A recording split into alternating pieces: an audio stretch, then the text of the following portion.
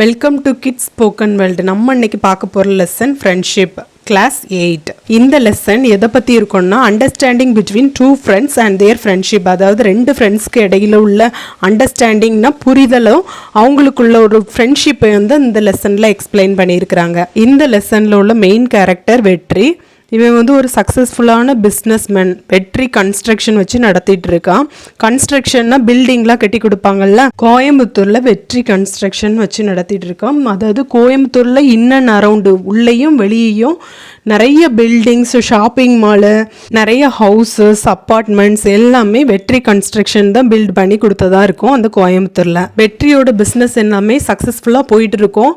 எது வரைக்கும்னா அவங்க அப்பா இறக்குற வரைக்கும். இறந்த பிறகு அவங்க அப்பா இறந்துடுறாங்க. அவங்க அப்பா இறந்த பிறகு என்ன ஆகுதுன்னா அவனோட பிரதர்ஸ் எல்லாமே சொத்துக்காக சண்டை போட்டு வெல்த் எல்லாம் ஸ்ப்ளிட் பண்ண வச்சிடறாங்க. ஸ்ப்ளிட் பண்ணுறதுன்னா பிரிக்க வச்சிடறாங்க. சொத்து பிரிச்சுட்டு அவங்க தனித்தனியாக பிஸ்னஸ் வைக்கிறதுக்காக போயிடுறாங்க.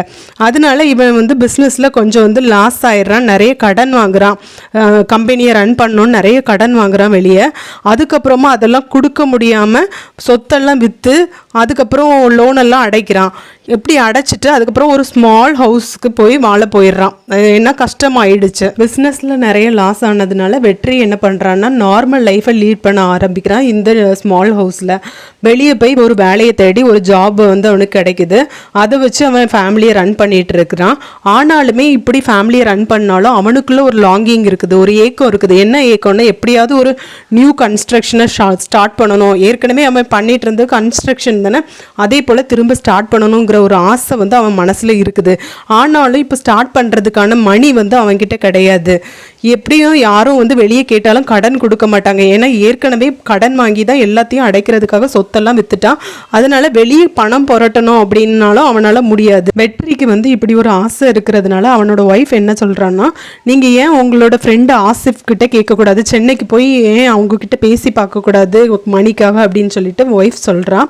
உடனே வெற்றி என்ன சொல்கிறான்னா, அவன் வந்து ஒரு பிஸ்னஸ்மேன், அவனை பார்க்குறது அவ்வளோ ஈஸி கிடையாது. அது மட்டும் இல்லை, நான் வந்து ரொம்ப நாள் அவனை வந்து பார்க்கல.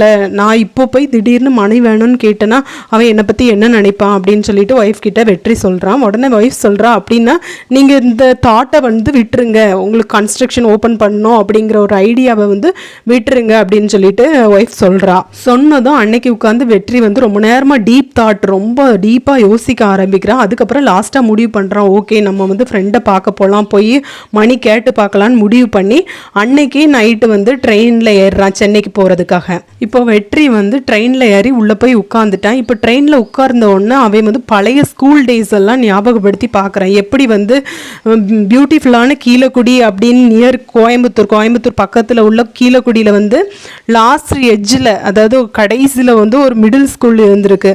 அங்கே வந்து எப்படி அவனும் அவன் ஃப்ரெண்டு ஆசிஃபும் ஸ்கூல் லைஃப்பை வந்து என்ஜாய் பண்ணாங்கன்னு யோசிச்சு பார்க்குறான். வெற்றி படித்த ஸ்கூலில் உள்ள டீச்சர்ஸ், ஸ்டூடெண்ட்ஸ் எல்லாருக்குமே தெரியும் ஆசிஃபும் வெற்றியும் ரொம்ப க்ளோஸ் ஃப்ரெண்ட்ஸ்ன்னு சொல்லிட்டு. எப்போவுமே அவங்க சேர்ந்து தான் அலைவாங்களாம், படிப்பாங்க, சேர்ந்து தான் படிப்பாங்க, சேர்ந்து தான் விளையாடுவாங்க. அவங்க ரெண்டு பேரோட ஃப்ரெண்ட்ஷிப் வந்து ஸ்கூல் ஸ்டார்ட் ஆன ஃபஸ்ட்டு டேயே ஆரம்பிச்சிட்டான். எப்படின்னா வெற்றியோட பேரண்ட்ஸில் வந்து ஸ்கூலில் வெற்றியை விட்டுட்டு போகிறாங்க. அப்போ வந்து வெற்றி வந்து ரொம்ப அழுதுகிட்டே இருக்கான். அப்போ வந்து ஆசிஃப் தான் அவனை வந்து கன்சோல் பண்ணுறான். எப்படி கன்சோல் பண்ணுறாங்கன்னா, ஒரு சாக்லேட்டை கொடுத்தானா, கொடுத்துட்டு நம்ம வந்து பெல் அடித்த பிறகு விளையாடலாம், நம்ம சேர்ந்து இருக்கலாம், அழாத அப்படின்னு சொல்லிட்டு அவனை கன்சோல் பண்ணி ஃபஸ்ட்டு டேயே ஃப்ரெண்ட்ஷிப்பை வந்து ஸ்டார்ட் பண்ணிட்டாங்களாம். அப்புறமா நாட்கள் போக போக அவங்களோட ஃப்ரெண்ட்ஷிப் வந்து நல்லா திக் ஃப்ரெண்ட்ஷிப்பாக ஆயிடுச்சு. அவங்க வந்து எப்போவுமே படிக்கிறப்போ ஒருத்தருக்கு ஒருத்தர் ஹெல்ப் பண்ணுவாங்க. அவங்களுக்குள்ள ஒரு போட்டி இருக்கும், ஆனால் வந்து ஹெல்த்தி காம்படிஷன் மட்டும்தான் இருக்கும். அது போட்டி மட்டும்தான் இருக்கும், பொறாமையோ எதுவுமே இருக்காது அவங்களுக்குள்ள. அவங்க வந்து படிக்கிறப்ப மற்றவங்களுக்கும் ஹெல்ப் பண்ணுவாங்களாம், எல்லாருக்கும் சொல்லி கொடுத்து படிப்பாங்களாம் ஃப்ரெண்ட்ஸுக்கெல்லாம். They helped other students also in their studies. ஒரு நாள் என்ன ஆகுதுன்னா, வெற்றி ஃபேமிலிக்கும் ஆசிஃப் ஃபேமிலிஸ்க்கும் இடையில வந்து சண்டை வந்துடுது. ரெண்டு ஃபேமிலியும் சண்டை போடுறாங்க. ஆனாலுமே இவங்க ரெண்டு பேருக்குள்ளே சண்டை வரல. ஃபேமிலி ஃபைட்டு வந்து இவங்கள வந்து அஃபெக்ட் பண்ணல. ஃபேமிலிக்குள்ளே சண்டை போட்டுட்டு இருந்தாலும் இவங்க எப்போவுமே திக் ஃப்ரெண்ட்ஸாக தான் இருந்தாங்க. தேர் friendship continued up to 10th standard, அதாவது 10ஆம் வரை வந்து அவங்களோட ஃப்ரெண்ட்ஷிப் வந்து கண்டினியூ ஆச்சு. அதுக்கப்புறம் 10th முடித்த பிறகு ஆசிஃப் வந்து அவனோட பேரண்ட்ஸ் வந்து சென்னைக்கு கூட்டிகிட்டு போயிட்டாங்க. வெற்றி வந்து கோயம்புத்தூருக்கும் வந்துட்டான். இப்போ வந்து ஆசிஃப் வந்து சக்ஸஸ்ஃபுல்லாக சென்னையில் பிஸ்னஸ் ரன் பண்ணிட்டு இருக்கான். வெற்றி வந்து எத்தனையோ டைம் அவனை வந்து பார்க்கணும், ஆசிஃபை போய் பார்க்கணும், ஃப்ரெண்டை பார்க்கணும்னு ஆசைப்பட்டிருக்கான். ஆனால் வந்து அவனுக்கு ஒரு சான்ஸ் கூட கிடைக்கல சென்னை போகிறதுக்கு. இந்த மாதிரிலாம் அவன் வந்து நடந்த ஃப்ளாஷ்பேக்லாம் யோசிச்சு பார்க்குறான். இப்போ ட்ரெயினும் சென்னையை ரீச் ஆகிட்டு, சென்னையை ரீச் பண்ணதும் வெற்றி வந்து என்ன பண்ணுறான்னா ஸ்ட்ரைட்டாக ஆசிஃபோட ஆஃபீஸ்க்கே போயிடுறான். ஆஃபீஸ்க்கு போனதும் அங்கே கேட்டில் வந்து செக்யூரிட்டி நிற்கிறான். அப்போ வந்து உள்ளே போக விட மாட்டேங்கிறான். அதுக்கு முன்னாடி என்ன கேட்குறான்னா, whom do you want to meet in sir அப்படின்னு சொல்லிட்டு கேட்குறான் செக்யூரிட்டி, யாரை மீட் பண்ண வந்திருக்கீங்கன்ற. அப்போ வந்து வெற்றிக்கு வந்து ஒரு பயத்தோடய சொல்கிறான், ஆசிஃபை மீட் பண்ண வந்திருக்கேன், அது என்னோட ஃப்ரெண்டுன்னு சொல்லிட்டு. செக்யூரிட்டி இதை கேட்டோன்னா ரொம்பவே ஷாக் ஆகுறான். உண்மையாவா, நீங்கள் உண்மையாக தான் சொல்கிறீங்களா, எங்களோட பாஸ் ஆசிஃபையாக பார்க்கணும் அப்படின்னு கேட்டோடனே இங்கே வெற்றி சொல்கிறான், ஆமாம் அவன் வந்து என்னோட ஃப்ரெண்டு தான், அவனோட சொந்த ஊர்லேருந்து வந்திருக்கோன்னு சொல்லுங்கள், அவனுக்கு தெரியும் அப்படின்னு சொல்லிட்டு இந்த செக்யூரிட்டிகிட்ட சொல்கிறான். உடனே செக்யூரிட்டி சொல்கிறான், சரி நீங்கள் எதுக்கும் போய் ரிசப்ஷனில் வெயிட் பண்ணுங்கள், ஆனால் வந்து உங்களுக்கு வந்து கண்டிப்பாக அப்பாயின்மெண்ட் கிடைக்கும், ஆசிஃபை மீட் பண்ண அப்பாயின்மெண்ட் கிடைக்கும்னு என்னால் ஷியூராக சொல்ல முடியாதுன்னு சொல்லிட்டு ரிசப்ஷனுக்கு வந்து வெற்றியை அனுப்பி வைக்கிறான் இந்த செக்யூரிட்டி. வெற்றி வந்து ரிசப்ஷனுக்கு போய் அந்த ரிசப்ஷனிஸ்ட் இருப்பாங்கல்ல அவங்க கிட்ட போய் பேசுகிறான். ஹவு கேன் ஐ ஹெல்ப் யூன்னு சொல்லிட்டு அந்த ரிசப்ஷனிஸ்ட் கேட்ட உடனே, can I meet your empty, உங்கள் எம்டியை மீட் பண்ணலாமான்னு சொல்லிட்டு வெற்றி கேட்குறான். நான் வந்து கீழக்குடியிலேருந்து வெற்றி வந்திருக்கேன், ஃப்ரெண்டுன்னு சொல்லுங்கள் தெரியும்னு சொல்லிட்டு. இதை கேட்டோன்னே ரிசப்ஷனிஸ்ட் வந்து ரொம்ப ஷாக்காக உட்காந்துருந்த சேரில் எந்திரிச்சு நிற்கிறாங்க. எந்திரிச்சு நின்றுட்டு வாட் அப்படின்ட்டு இந்த மாதிரி ஷாக்காக அந்த ரிசப்ஷனிஸ்ட் நிற்கும் போதே பின்னாடி ஒரு டோர் ஓப்பன் ஆகும். அதாவது அவனுக்கு பின்பக்கம், வெற்றிக்கு பின்பக்கத்துலேருந்து ஒரு டோர் ஓப்பன் ஆகுது. அங்கேருந்து ஆசிஃப் வந்து அந்த வெற்றியோட முதுகில் வந்து தட்டுறான். பேட்டுனா அப்படி சும்மா தட்டுறது, தட்டிட்டு வந்து பார்த்த உடனே வெற்றிக்கு வந்து ரொம்பவே ஷாக் ஆயிருக்கு. வெற்றி வந்து ஸ்பீச்லெஸ்ஸாக நிற்கான், எதுவுமே பேச முடியல, அப்படி ஷாக்காக ஆசிஃபை பார்த்துட்டு நிற்கிறான். அப்போ வந்து ஆசிஃப் சொல்கிறான், நான் வந்து சிசிடிவி கேமராவில் பார்த்தேன், நீ வரும்போதே நான் பார்த்துட்டே கேட்டில், அதை நான் வந்து ஒன்று பார்க்குறதுக்காக வந்தேன்னு சொல்லிட்டு ஆசிஃப் வந்து வெற்றிகிட்ட சொல்கிறான். ஆசிஃப் வந்து கேட்குறான், இப்போ தான் உனக்கு என்ன பார்க்க வரணும்னு தோணிச்சான்னு சொல்லிட்டு. உடனே வெற்றி சொல்கிறான், நான் வந்து என்னோட ஃப்ரெண்டு வெட்டிங் ஒன்று, மேரேஜ் ஃபங்க்ஷன் ஒன்று அட்டன் பண்ண வந்தேன், அப்படியே ஒன்று பார்த்துட்டு போயிடலான்னு நினச்சேன், சென்னையில் தானே நீ இருக்க, அதனால் ஒன்று பார்க்க வந்தேன்னு சொல்லிட்டு. இதுவும் போய் தான் சொல்கிறான். அவனால் மணி கேட்க வந்தேன்னு சொல்ல முடியாதுல்ல ஃபஸ்ட்டே மீட் பண்ணும்போது, அதனால் இப்படி ஃப்ரெண்டு மேரேஜுக்காக வந்தேன்னு சொல்லிட்டு போய் சொல்கிறான். அதுக்கப்புறமா ரெண்டு பேரும் சேர்ந்துருந்து அவங்க படித்த ஸ்கூல் டேஸு, அவங்க பண்ண என்ஜாய்மெண்ட்டு எல்லாமே டிஸ்கஸ் பண்ணி பேசிகிட்டு இருக்கிறாங்க. ஈவன் பிஸ்னஸ் பற்றி கூட ரெண்டு பேரும் டிஸ்கஸ் பண்ணுறாங்க. அதுக்கப்புறமா ஆசிஃப் என்ன பண்ணுறான்னா வெற்றியை அவனோட வீட்டுக்கு கூட்டிகிட்டு போகிறான் லஞ்சுக்காக. அங்கே உள்ள வெற்றி போனதுமே எல்லாருக்குமே வெற்றியை பற்றி தெரிஞ்சிருக்கு. இதுதான் அவனை வெற்றியை வந்து ஃபஸ்ட் டைம் மீட் பண்ணுறாங்க.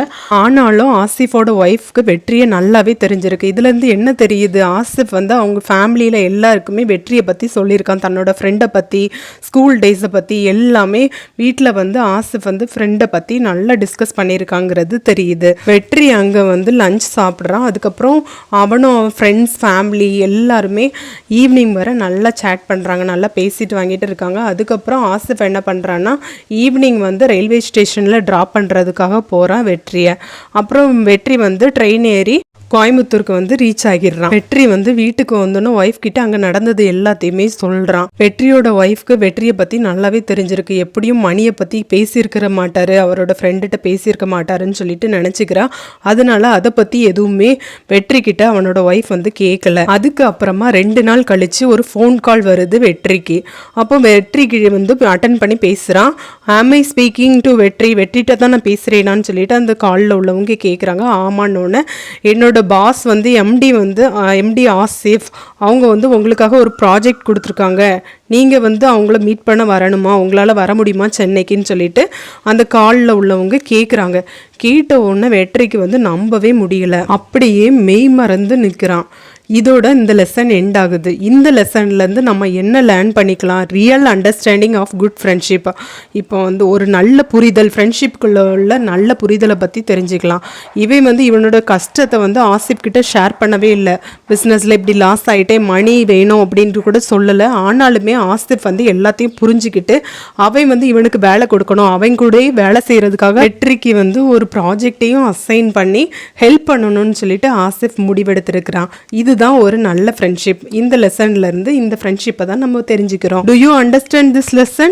If you understand this lesson, don't forget to subscribe it and like it.